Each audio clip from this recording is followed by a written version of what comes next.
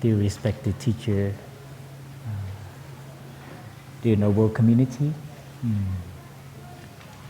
Today is today's day, 28th of July, and we are in the country of the present moment called Plum Village in France on planet Earth in this beautiful galaxy,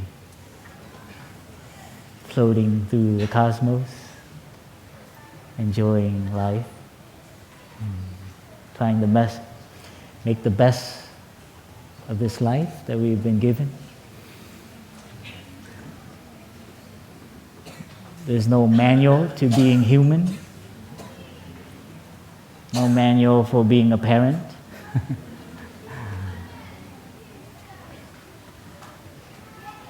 Marlowe didn't have an instruction book when he was born.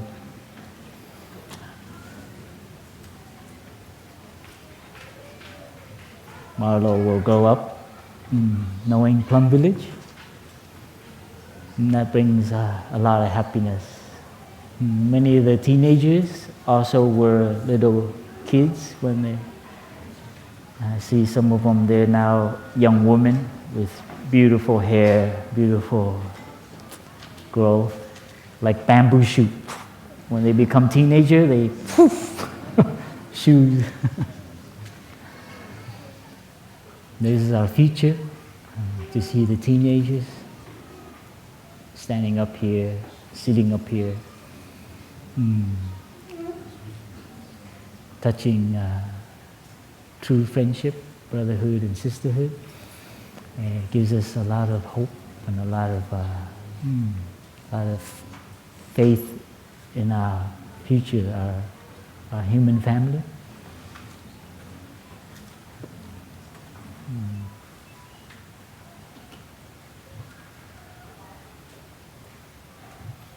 This summer, I was assigned to take care of the young adults, young men. Some of them have been staying for 3 weeks, and I feel very grateful for them for staying long. Some struggle, difficulties and things come up, finding direction.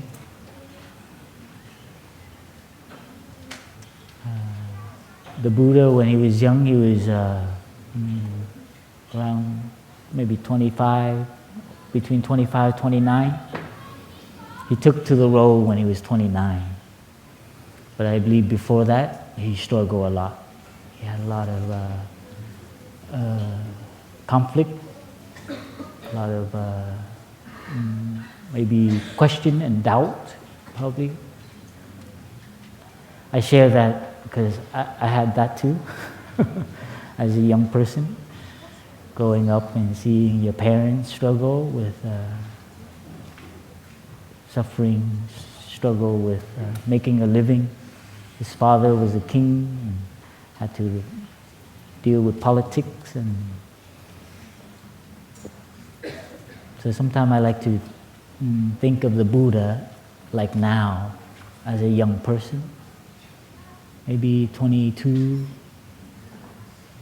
out of college, struggling to find a job,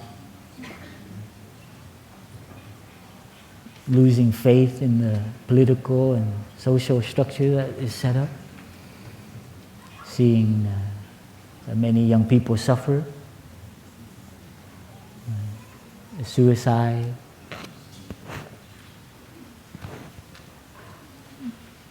graduating and not having a job. Maybe the parents have a lot of expectation for the young man or young woman.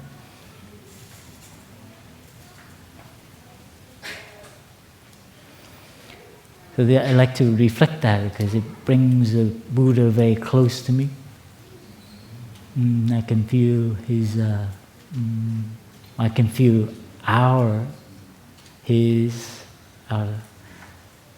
collective struggle to find a way in this life, what to do, what direction. And that's something that's, as we get to a certain age after teenager, is, it's like the tree trying to reach and grow, and there's some suffering involved. And this is the point where the Buddha, where the young prince really was determined to change and to find a new way to relieve the suffering. He was very intelligent. He knew a lot. He was very educated, probably pretty well off. He probably did not lack anything.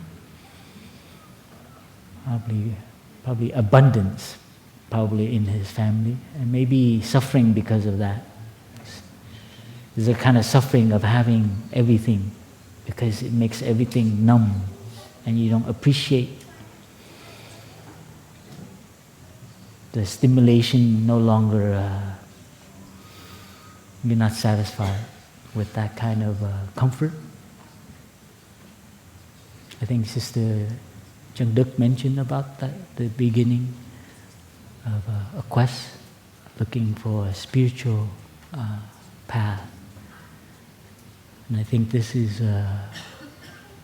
probably one of the conditions that brought us here. We feel in our heart that we have to find a way out. For me, that's kind of my... I had that kind of angst, kind of not very satisfied, very frustrated, very angry as a young person. Outside, I look, very Hollywood, but inside, it was difficult to go to work. Some Mondays, very difficult to wake up. And during the week, hearing more news of bad news and feeling very in despair.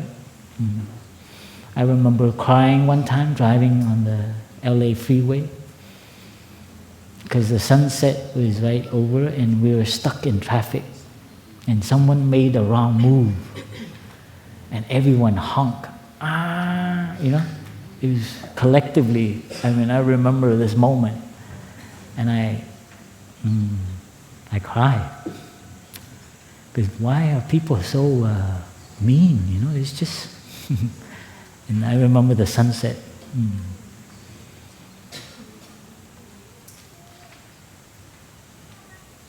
Sorry.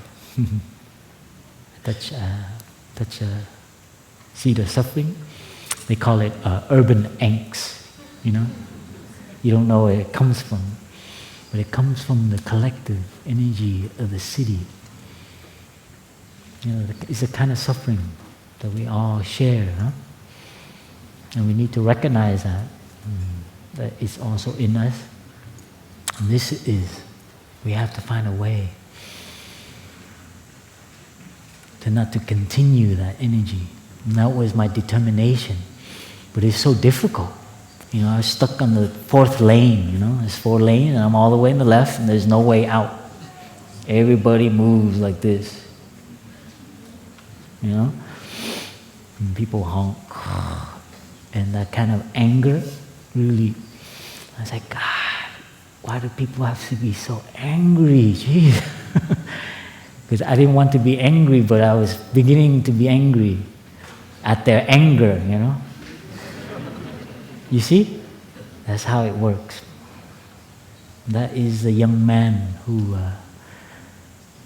did not want to live like that. And so that brings me really close to the Buddha.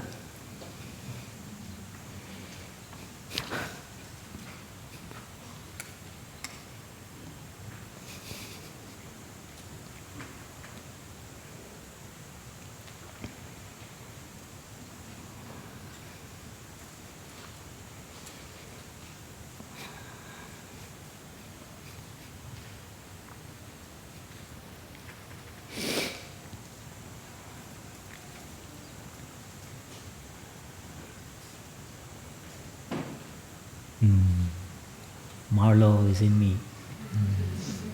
6 weeks. What kind of life do we want for Marlowe, huh? That's why I kind of cry, because Marlowe is here. Huh? There's a way out. Sorry, huh? This is ancient.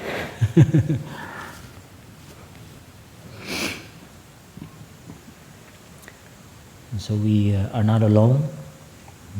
We're very lucky, huh? We have a family, and we have friends on the Dharma. And Thai showed me a new way. He saved me. Huh? Very simple. Just sit down, sit still, and just breathe. Yeah? He saved me.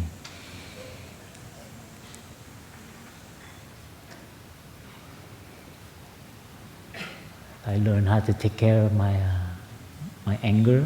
I learned how to take care of my emotion. And that was the beginning of feeling happiness, the kind that Sister Changduk mentioned. A deeper happiness, not running after things.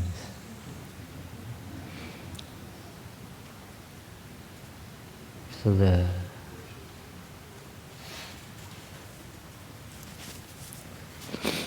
Buddha, his first talk, he was very scientific, very practical. He laid it out. It wasn't very philosophical. It's the basic formula for how to live in the world. It is the manual. It is the guidance that we have to remember every time we suffer. And they call that the Four Noble Truths. Just 4. The manual consists of 4 items.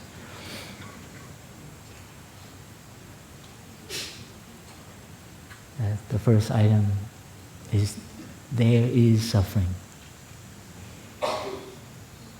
And we have to stop and acknowledge it.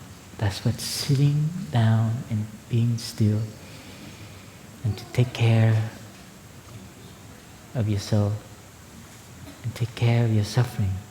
It's the first manual. You cannot skip that part. I tried to do that as a young person. Did not want to stay in my family. Always in and out of the door. Not recognizing that my father is there and my mother is there. They are not perfect mother and they are not perfect father. But they gave me this life. That was the thing that saved my life. My father. Not perfect.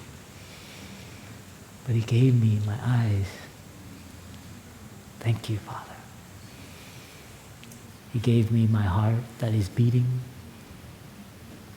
My hair so long.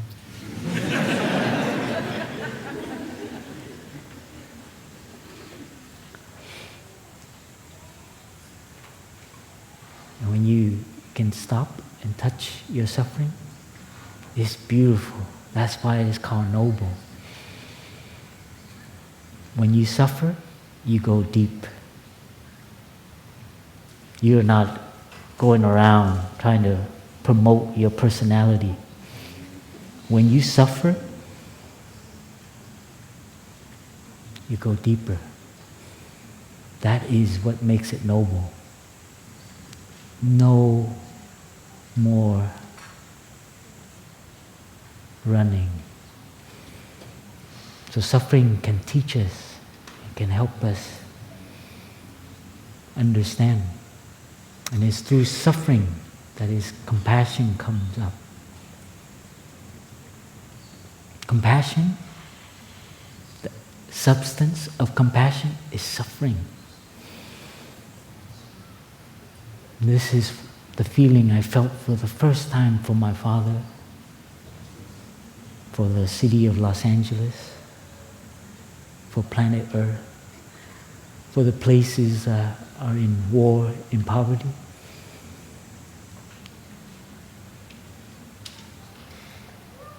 So as a young man sitting, I was able to touch my suffering and to take care of it for the first time. I never knew how to do that. No one told me.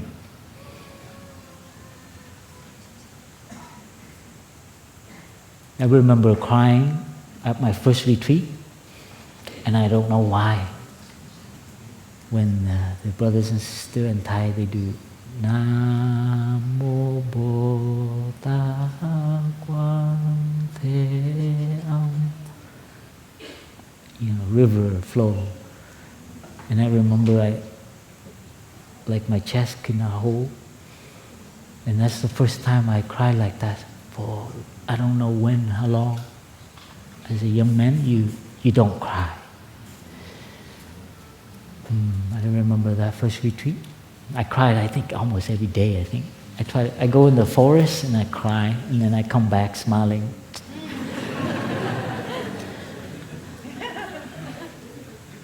But slowly I learned to cry. In Plum Village, you cry is okay. Actually, the brothers and sisters go back and they say, wow, you know how many people cry today?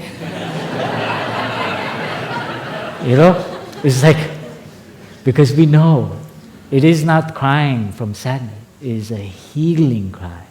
You see the nobleness of suffering? You touch your humanity. That is the goodness of suffering. It is not the suffering that spills out and complains and blames and wants forgiveness and so on, fairness, justice. It is a different suffering. It is a suffering that helps us touch our common humanity. It opens our heart. As a young person, we need to know this. That it's okay to have these emotions. We just need to know how to stop and take care of it.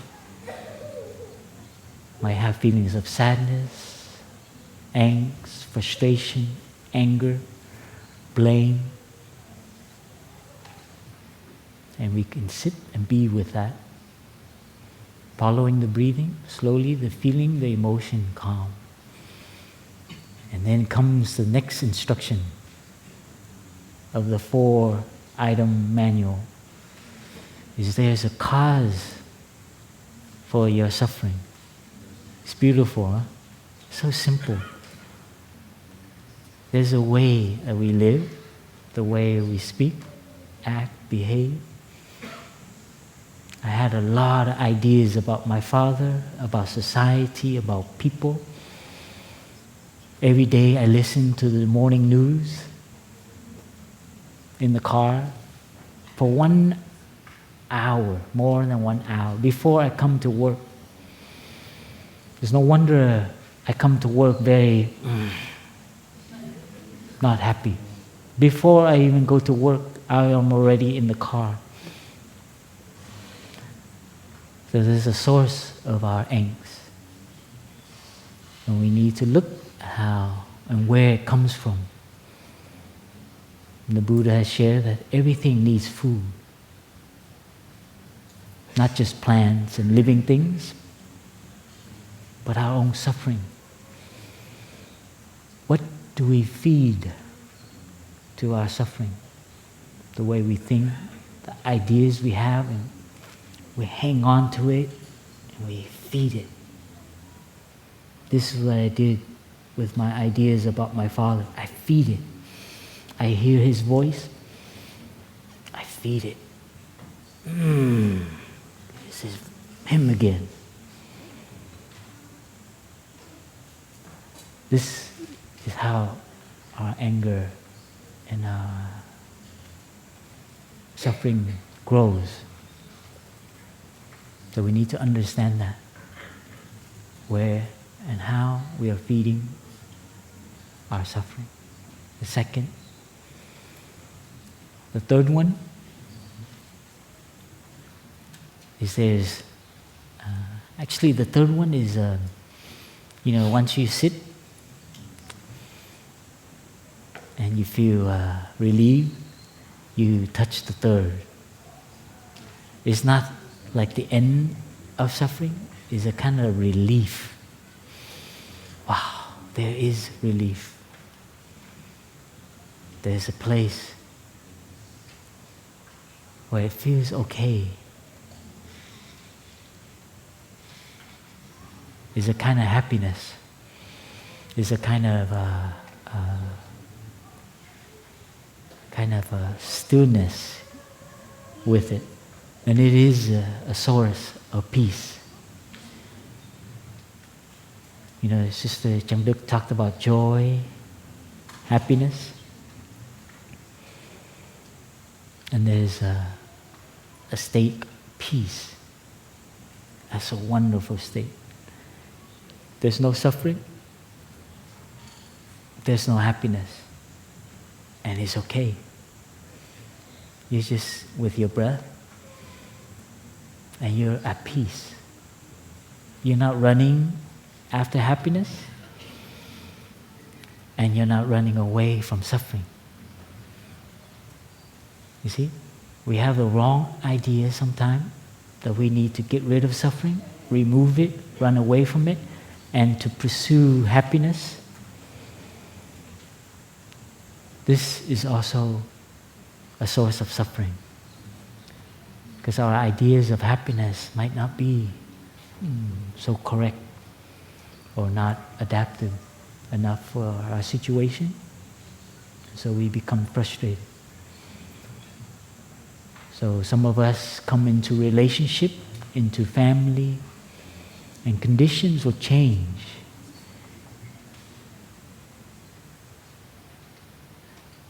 So the person you marry will change. And we need to change with it.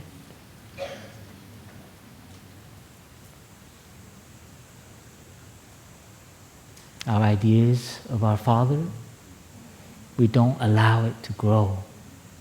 We hold on to it. There's no peace. We want the Father to be different, you know.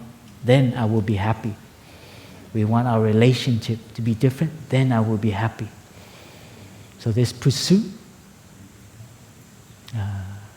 creates a kind of dis-ease, anxiety, frustration, and there's no peace in that. So when we sit and still and breathe, is to bring that state of peace, no longer running after. So we can do this. And when we touch that happiness is not that there's completely no suffering, but that happiness is a deep spiritual happiness. That is the third noble truth.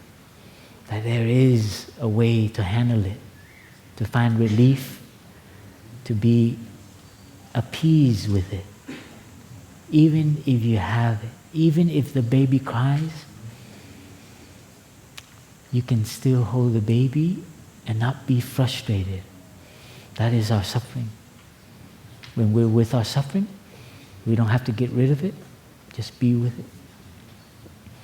In our breathing, being with our body, deep breathing can help us take care of our suffering, of the crying baby. And that state can really help appease the child crying, appease our little child crying. And when we can touch that, it is a kind of liberation.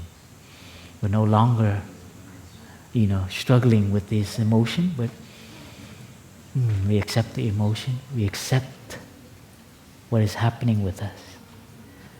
That is Buddha's, in his 16 exercise, he take care of the body, get it still, then we begin to take care of our feelings.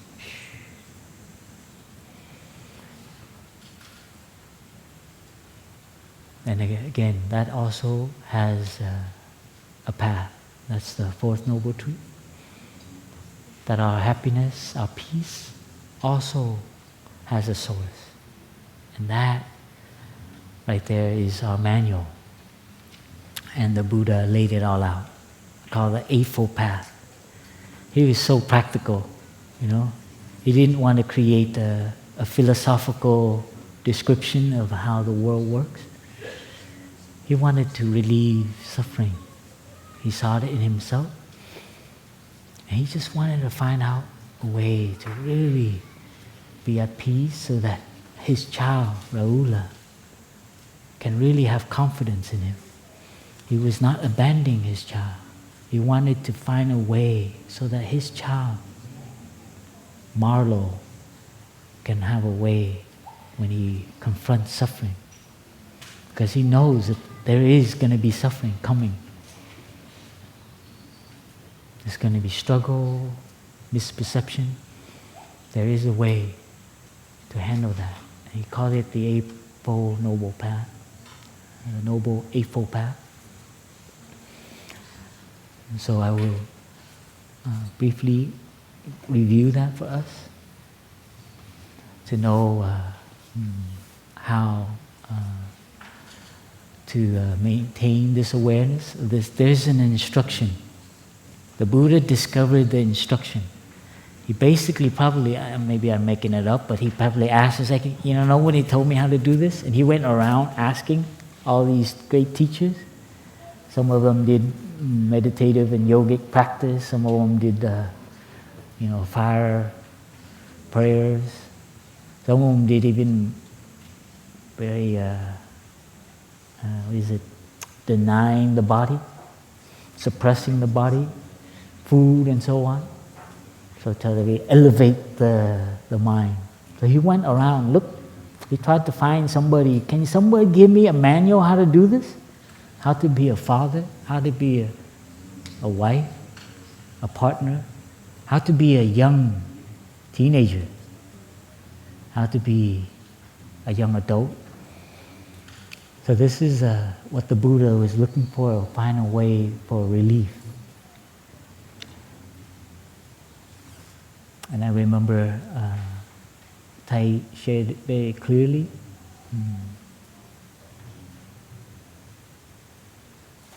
The Eightfold Noble Path, and that helped me remember it. So the Buddha began to look and see how is it that we interact with the world. He was very, that creates suffering. And he identified three aspects. It was through our thinking,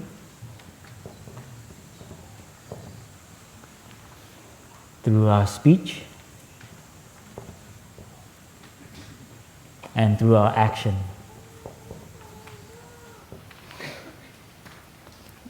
We call this the three karmas, action that we emit. And a wonderful way to remember this is Thầy gave an example of a candle.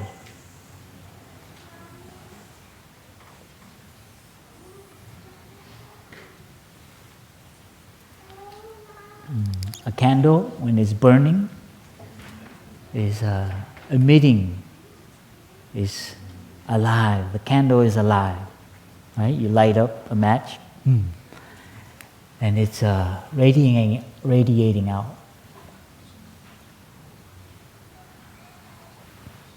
It's radiating out light,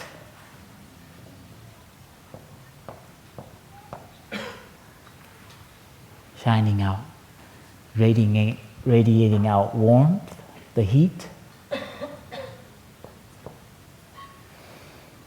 And if you have a fragrant candle, it emits a kind of fragrance. Huh?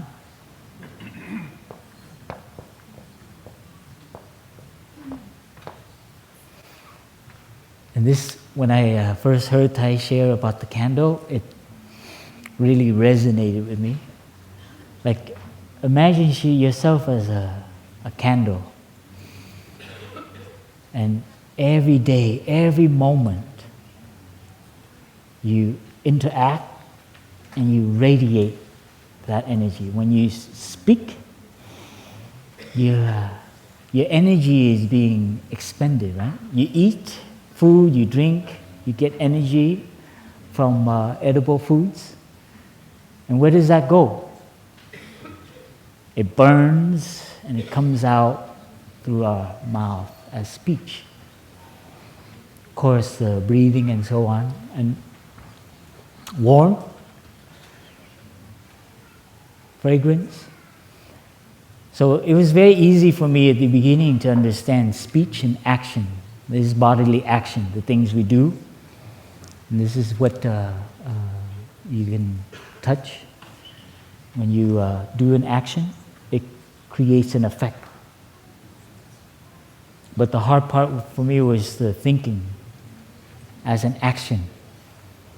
I had to do a lot more homework on that. It was kind of new. We somehow don't believe that it actually affects the world yet until we speak or act. But the first time I remember hearing thinking, I mean, I can think about it, but if I don't act on it, then it's fine. But actually, slowly more with meditation, I began to see that actually the speech and the action is, the impulse is from our thinking. How I think about my father, I slam the door. It's not slamming the door is the only action. It's how I thought about it. You see that action? That is where most of us are in trouble. We don't believe that our thinking has effect. And actually we think a lot nowadays. We have a lot of ideas and we keep ruminating over it. We have ideas about ourselves and we spend the whole day nourishing that. That is the food that we are feeding. One of the feeding that I see that's happening a lot in our modern day life. We think a lot and we keep feeding it. We have an idea. This is the part was my door of finding relief. First, stop thinking. And that can be touched by following the breath. I never knew that you can stop thinking. Some people react to it, it's like, what's going to happen to me? Like they're so used to thinking that actually I had a consultation where someone thought, like, what's going to happen if I stop thinking? Because we're so used to thinking that we don't know what it feels like. And what it feels like is just coming back to the breath. And like Sư Cô Chân Đức shared, we become one with the breath. And we become the breath. And now we are in the state of being. You see? You're no longer thinking, but you're being. You're in your body. And you don't have to think. The breath, she had the example of the breath and the body. And she didn't have a paper in the middle. The breath's there. The body, the mind, with the breath. And you find relief from your thinking. So no thinking is possible. Some of you might not believe it. Keep doing it. Keep breathing. And sometimes a trick is, I share with people, say, all right, if you're going to think about your breath. I mean, they won't accept. So I say, okay, think about your breath. first, so finding relief from our thinking first. That will bring a stillness. And then you begin to see things more clearly, like how you've been feeding yourself, and that becomes a kind of right thinking. And from right thinking, moves to right speech. And then right action follows. And this we call the three karmas.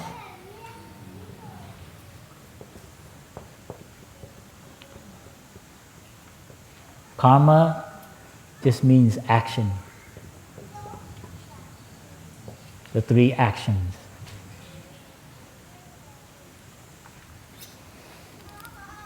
And this can help us be more aware when we're moving in our daily life. But we might have good intention. We don't want to say it. We don't want to do it. But we still say it and we still do it. And that moves us to the three other energies.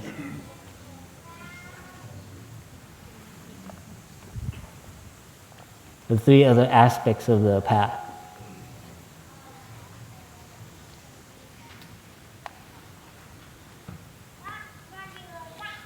Which is mindfulness,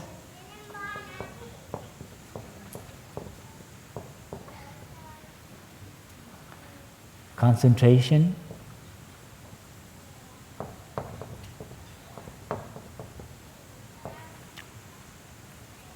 and a kind of diligence.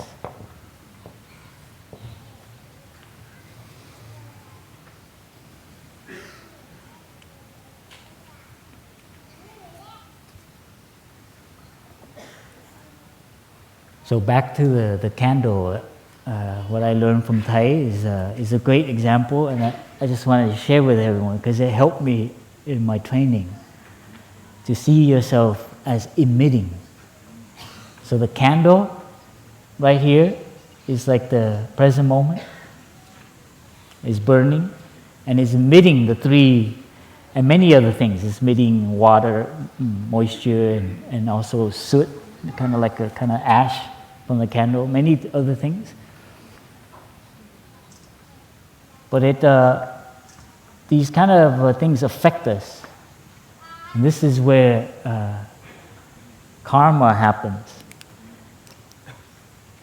Like it affects things, and it can come back to us. And this is what I learned about thinking. Like I could be thinking, I remember, thinking not so nicely about my brother. I was like, God. And in the morning when I see him, he avoids me. I didn't do anything yet. It probably shows on your face. Actually, mostly your thinking shows on your face. We have ways that we can see the person's thinking. You look at someone, how they behave, how their actions are, they don't even need to open their mouth, and you can feel. Yeah? So you see the thinking, that emission, the kind of effect? And so that's what we're emitting out. And it affects us as well. So it affects other people, and it affects us as well. And this is what I'm talking about in terms of food. So the negative thinking comes back, and we keep feeding it. If we think beautifully about a person, it's very different, right? And they smile back, and it comes back. There's great new research going through in the direction of mirroring and community living. That's great. I hope more and more of that becomes public, of how we actually can benefit from collective energy. And this is going to be a breakthrough for how we live together, not based on individual, your thing, my feelings, your feeling is separate, but they actually affect each other. So that's why living in community, we affect each other. We see someone walking, and then it comes back and it inspires us. It can inspire us right away, comes out, and it comes back. It could be immediate, or it could be tomorrow, like, wow, yesterday I saw the most beautiful thing. You see? What we saw, what we interact with, affected us. Someone read a book of Thai.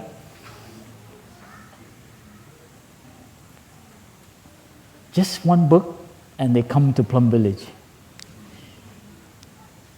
They had touched Thai through the words, through his ideas. So he comes here and he sees everyone. He's like, wow. He's seeing Thai. He's seeing like, wow, these are inspirational. So this is a kind of way of being in the world where we see the karma has both a cause and effect.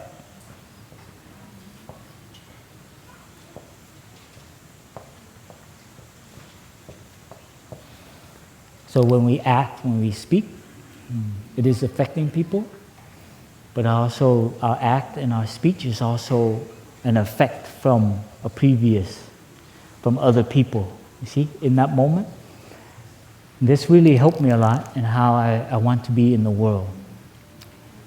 So these three energies here help us. They are the training. This is right diligence. I'll just quickly go over a little bit.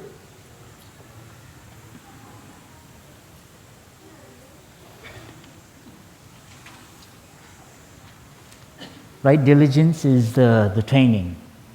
Needs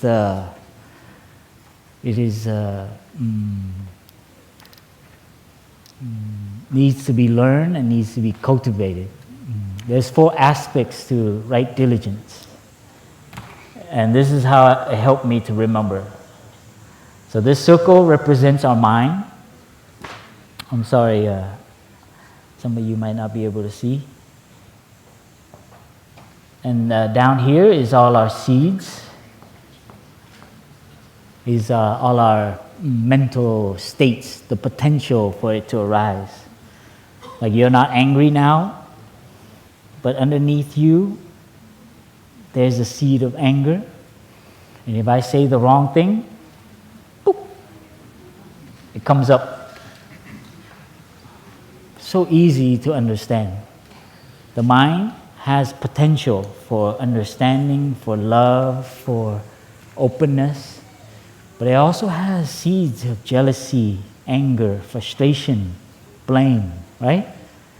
You come here for a week, those seeds get a little smaller. When you go home in a week, identify which seed got bigger. You see, the training is the manual is so clear, no? So right diligence is, and up here is our conscious mind when we become aware of it. It comes up when we're angry. It's the upper part of our awareness, our conscious mind. They call the mind consciousness. Down here they call the store consciousness. Up here is the mind consciousness. And down here it is a store consciousness. It's like our attic or basement. Everything come up and it's in our living room. It's like, hello, anger. All right, let's get it out and express it, you know. It comes up into our living room. So I'll go quickly through here. Right diligence is to recognize with the energy of concentration and mindfulness. That's why we emphasize so much on cultivating the energy of mindfulness, because you need that energy. And you need it more consistently, more reliably. So when things come up, you have a new habit to come back to your breathing and not say it, not feed it, not affecting in that way. You need a lot of concentration because under here, our ancestor, our parents, our culture, our city, our collective environment, water is certain seeds, angst, very strong. I can easily become depressed. I just listen 1 hour news and I lose all hope. My long breath becomes really, the breath is no longer deep. So right diligence is when there's a beautiful thought, a beautiful action, a beautiful word you hear, you recognize it,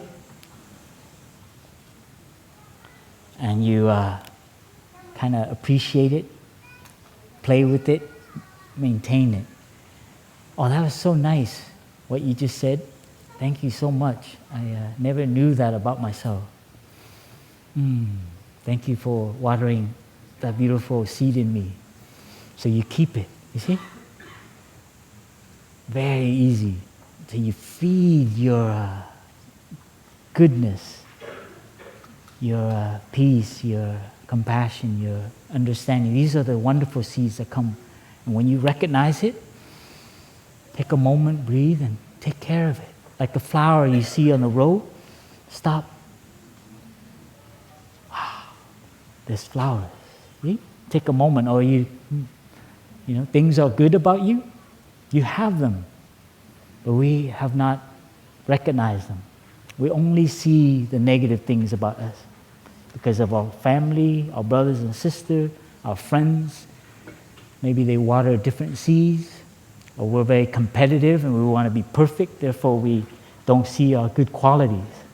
So when good qualities come up, recognize it, be mindful of it, enjoy it, touch it, and train to be with that and have it alive in you.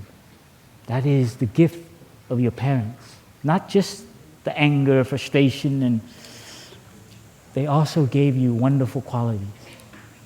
So with concentration, mindfulness, more awareness, we begin to affect the way we view things.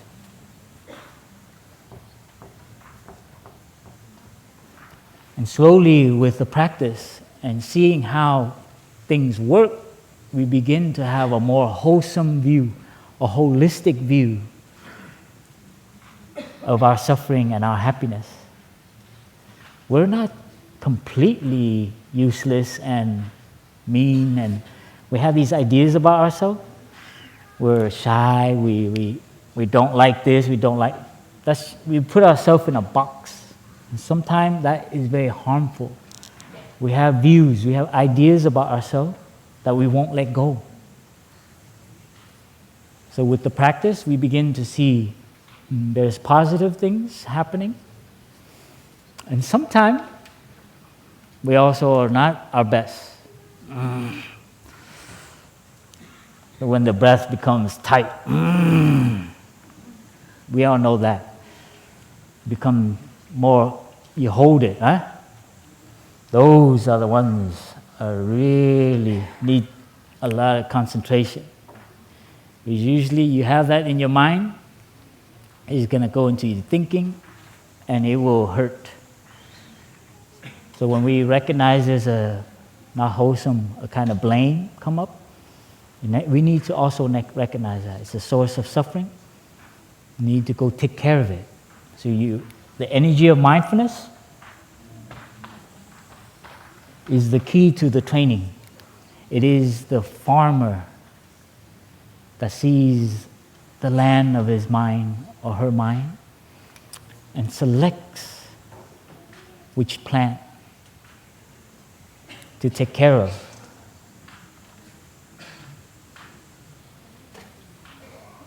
And which one to actually make it become useful. Compost. They go compost. Don't get rid of it.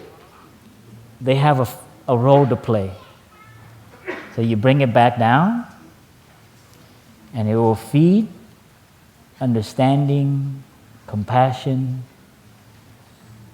You know, it might not smell as good as the flower, but you go down to Happy Farm, go over to the compost section, and stand there, breathing in. I did that. There's a part that people don't want to, you got to go there. Without that. So those are when a positive seed comes up, the first aspect, and when there's a negative seed comes up, things that make suffering, things that are not useful, helpful, skillful. Remember, it is not good or evil. It is just skillful or unskillful. There's no good or evil. They are all part of us. It's just we're not skillful, and it comes up, and we feed it more, and people tell us that we're evil, but actually we just don't know how to practice. And mostly we're, mean. But it's because we lacked a way to take care of that. Now it's become very strong in us.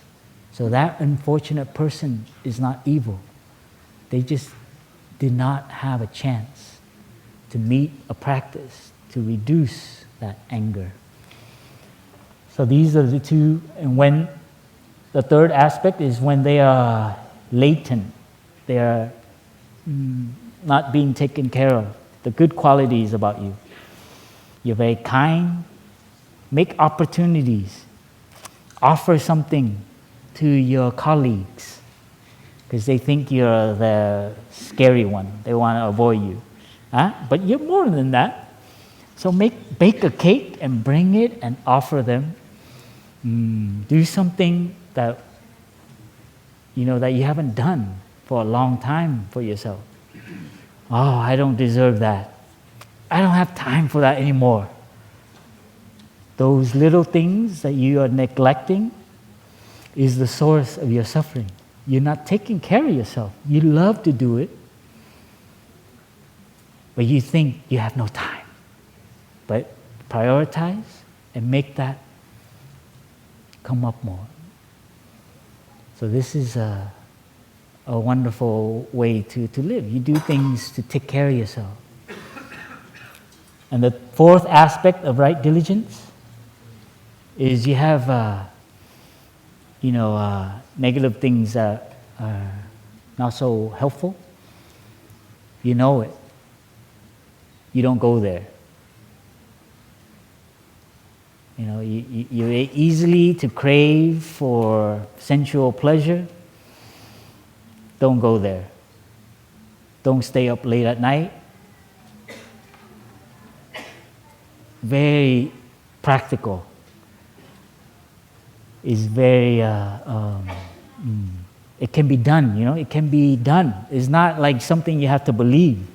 It's a matter of do you have enough concentration and mindfulness to choose and be diligent? So diligence is not being strong and hard and militant. It is to recognize what is coming up and what is latent in you. You have weaknesses. We have suffering, and we need to know where our weakness is. For me, I'm very, I can hurt people with my enthusiasm. I can share about an idea, and it could be over-empowering, and I can hurt people because they feel I'm not going to share after he shares. And because I get really excited. That's a good energy, but it is very, it's not so, I recognize from living with my brothers that, I hurt some people. And I train to actually be quiet and not say the first time. And when I say it, don't be so enthusiastic. Some sisters and brothers come up to me and it's I wanted to say it, but you were so I didn't want to say it at all, And, it's the kind of suffering I cause. So I recognize that in me.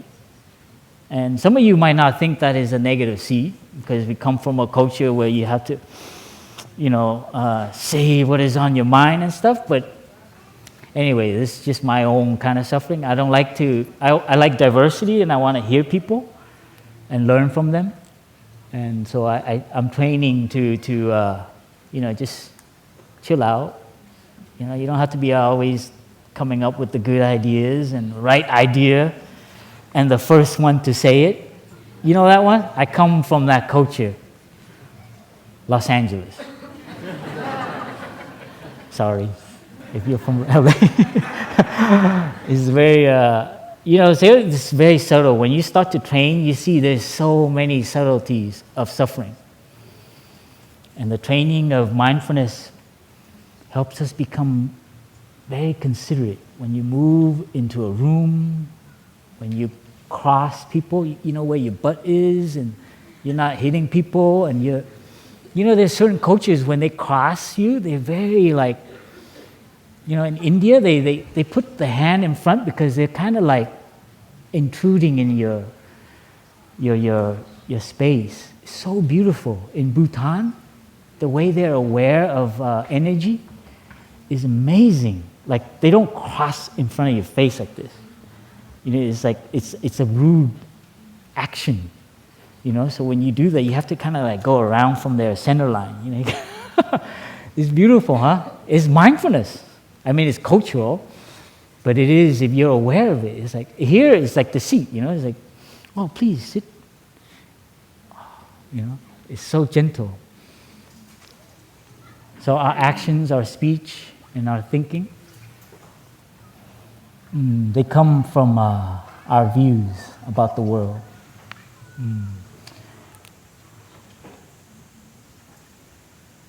And down here we have right. So the Eightfold Path, the manual.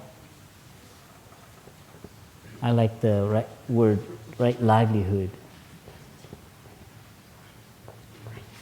Livelihood. I know it's people understand it as like how to make a living and how to be in the world and get your sustenance.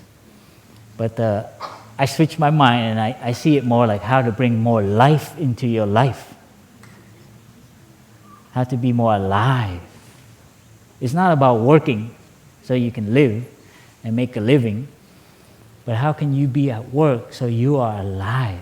It's not about earning money, but they pay you so you can be alive. Wow, that is the trick. Paying for you.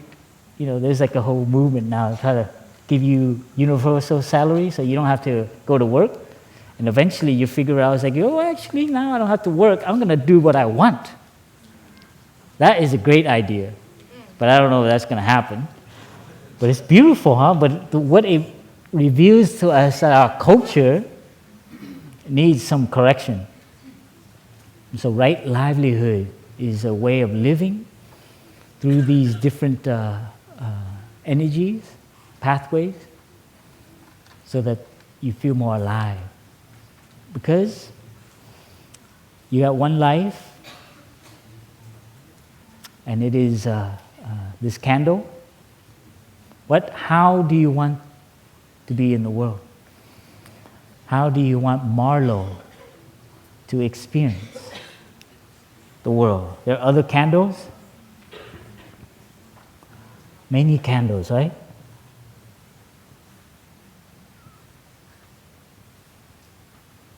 Many candles burning, affecting us. How do we want to emit ourselves?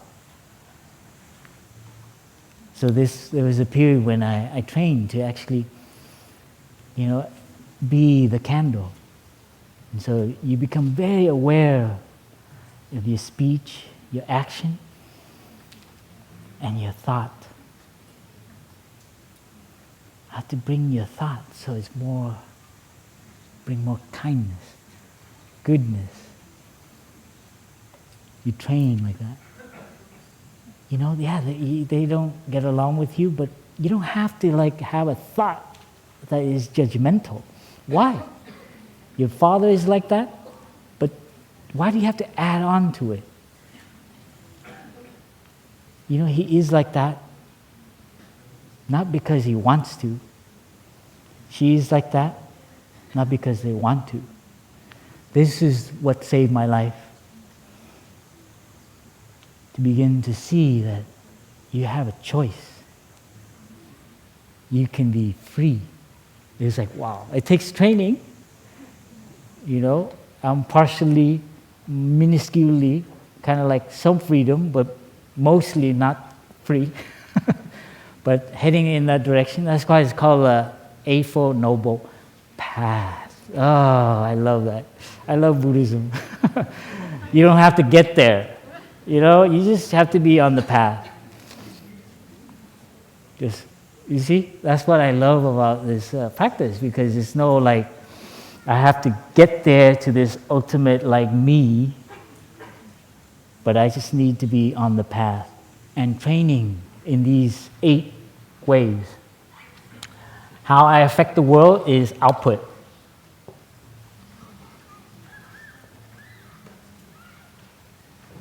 It's going out. And you need to know what is your input.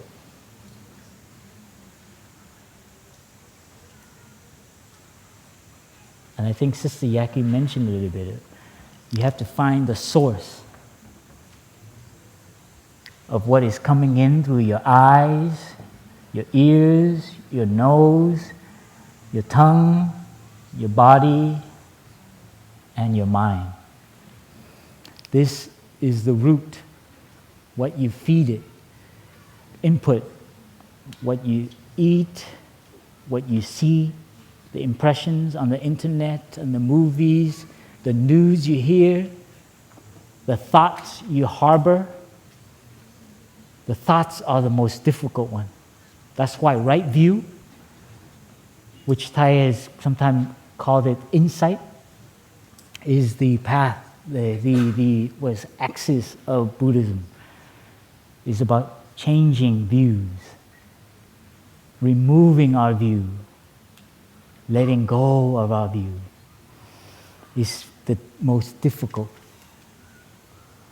That's why sometimes they say the ultimate of Buddhist practice is to get to a state where there's no more views. I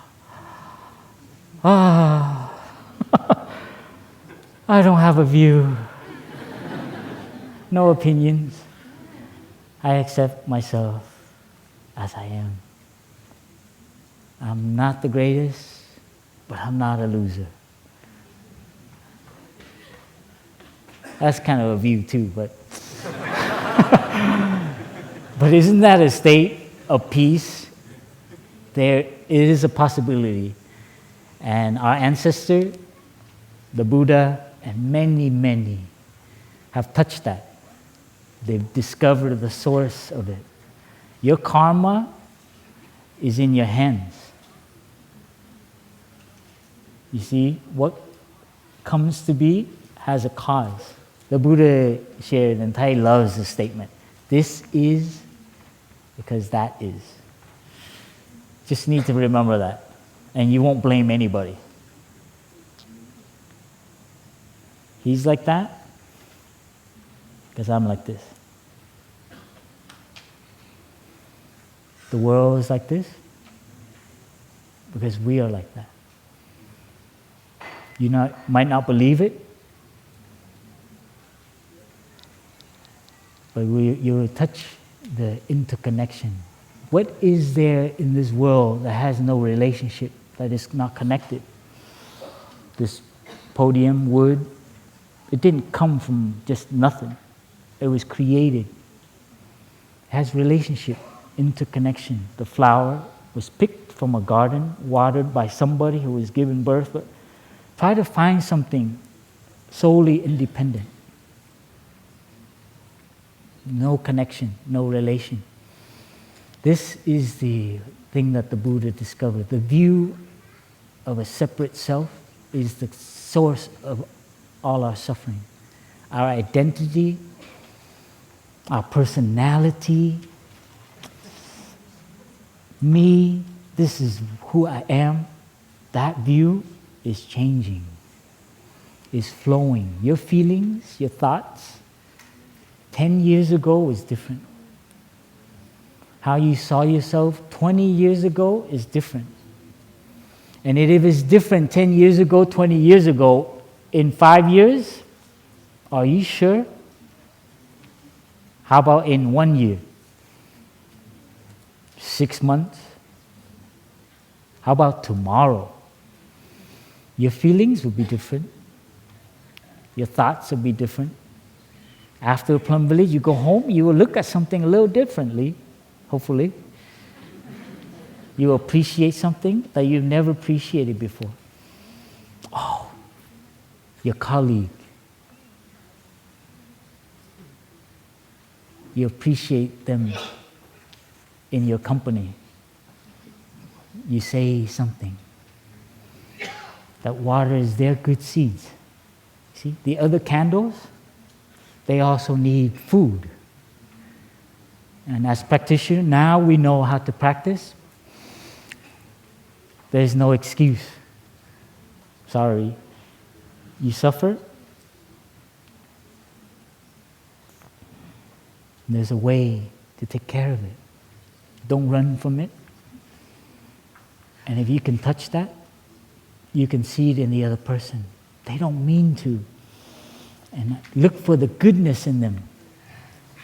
Find the little goodness in them and bow to it.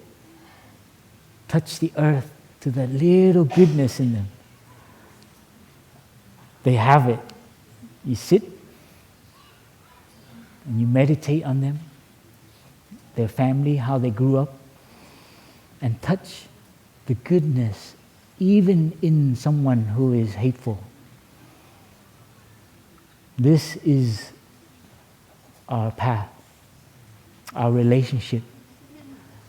And the sister also shared about happiness this week. It's not an individual matter, and we have touched that here in Plum Village. We come here, we eat together, we practice together, we enjoy each other's family. That happiness is indescribable. Where is that source? It's coming through relation. This is Thai's vision for our future community. Not an individual separate self, but a collection of people watering each other's seeds of goodness, kindness, compassion, and reminding each other and taking care of suffering when it arises. This is not to remove suffering, but to take care of it. So I think Thai's last teachings that inspired me very much is that it was about suffering, and he shared, if you know how to suffer, you will suffer less. I have never heard in my entire life anyone say that it is okay to suffer. If you know how to do it, you can do it really well. I mean, that is radical, huh? You do not need to get rid of your suffering. You just need to know how to take care of it. And this, for me, that's the inspiration for me to touch my suffering. You don't need to make more of it. I have enough views that get me in trouble, and I need to go and take care of the compost, turn it. And I think we are all on the same boat. We have certain views about ourselves and about the world, the mind and the world. These are the two last 8 exercises on the Sutra of Full Awareness of Breathing. We need to understand our mind. It's the third set. And we need to understand how we see the world, the Dharma, the phenomenal world. It's beautiful, huh? Very clear. The Buddha sat down, he kind of like, all right, kind of figure this out. And he was very smart. And it's because he returned to his meditative state to clear his mind. So we need to remember that. So it's not to solve the problem, it's to learn to calm yourself, be still, and its nature, the source of it, will reveal itself. The insight is very different from knowledge seeking. Insight in meditation is not sitting there and thinking about it and be with the suffering. It will teach you. Noble, very noble, because when you learn that lesson, you will cry and your heart will feel, and you will look at the other person differently, and you will look at the world differently. Your view will no longer go back to it. There's some kind of craving, desire, sensual, sexual, that we keep going back to. We know it is harmful. There's some anger, hate we hold in our heart. We know it's not good, but we keep going back to it. That's why the training in the energy is very important. Sit there and be with it, be okay with it. This is what I did as a young person. I didn't sit down and figure out my father. Sit down and I contemplate and be him and see what he experienced as a young man growing. Having to come to another country with nothing but his clothes. So we need to look at the input. That is the food that is feeding. So we have to adjust what kind of food we're feeding. So the input, when we're mindful, the gardener, the farmer, knows what to feed it. Not to pour hot water on it, not to bring things that are toxic for it, but the farmer will choose certain things to cultivate. I love the word cultivation. Everything can be cultivated. It's a matter of, do you prioritize it? Do you make time for it? A space in your week for it? This is our needing to adjustment. Our society needs a way, and the way is the Eightfold Path, the 5 mindfulness training. Some of you have taken this morning. It is an expression of the Eightfold Path. You read it and remember, it tells you how to think, how to speak, the 4th, how to act, the 5th, how we consume, how we view life, how to celebrate it, right livelihood, true happiness, generosity, the good seeds. So the 5 mindfulness training is not a belief. It is something like a manual that you need to look every week or so to really know your mind. What are you feeding this week? What are you feeding this moment? So this is a very practical a way for us to help make a better world for our children here. So we move around like that. We have new eyes now, and it is up to us to maintain that eye. Huh? You come to Village, your heart change, your eyes change, but know that you need to have friends. On ourselves, it's difficult.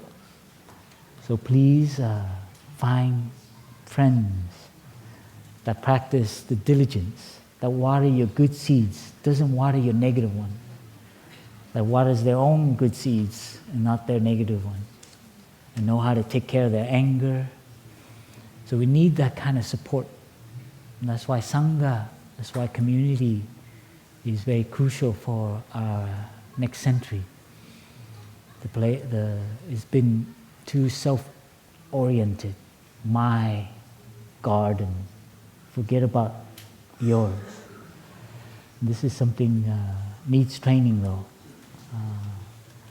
That we can bring hope to the world So it's not just a community as in people who practice Plum Village. Your Sangha is your workplace. It is your family.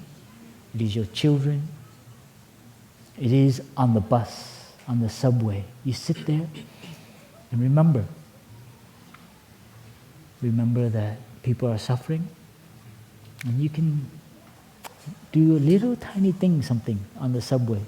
Play with the, you can emit that as a candle. This is a beautiful way of looking. Be a candle and emit.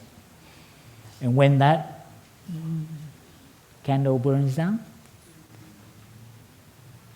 your continuation, where did the candle go? It did not completely disappear. Huh?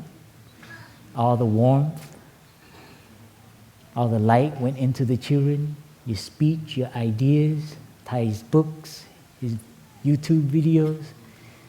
Thai is everywhere, and so are you. So we begin to see like that.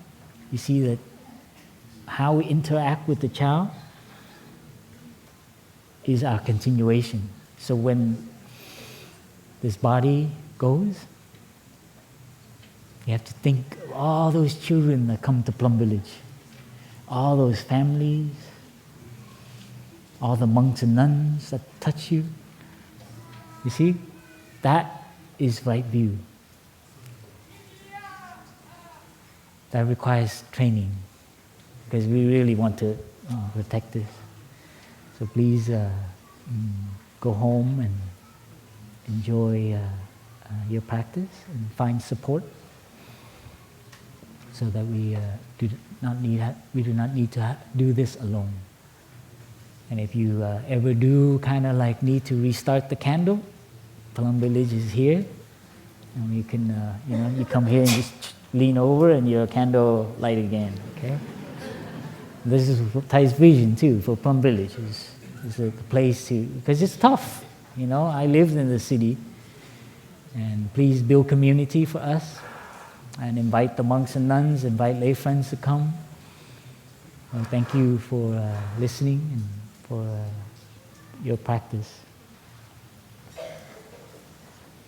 And I'm sorry, it's 12:05 now, and I think it's possible to maybe have walking without too many announcements. But we'll listen to 3 sounds of the bell, and please all see ourselves as a candle. In this moment, we know what we are feeding ourselves with peace, with this present moment, with contentment, no longer running. Present moment, wonderful moment.